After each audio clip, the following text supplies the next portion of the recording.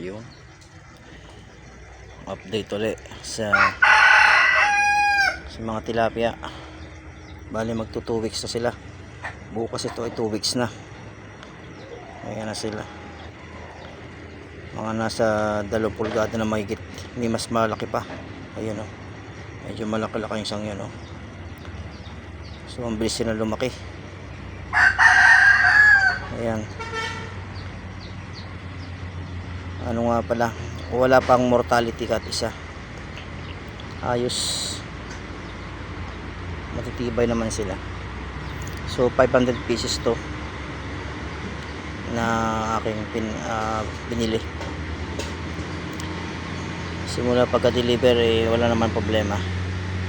Sana maganda ito, magtuloy-tuloy. Experiment pa lang to. Yun, patayin na yung mga alagang aso. So testing lang to, start lang. Kung gaganda ay ayos, may additional source of income. Pag nag-click to, palalakihin ko. Ang sukat nga pala ng aking pad na to ay 3 meters by 4. So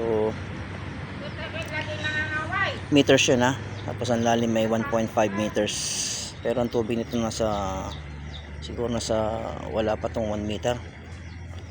Nasa half meter na, sobra lang half meter.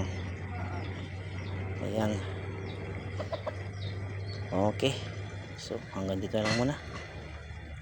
Thank you.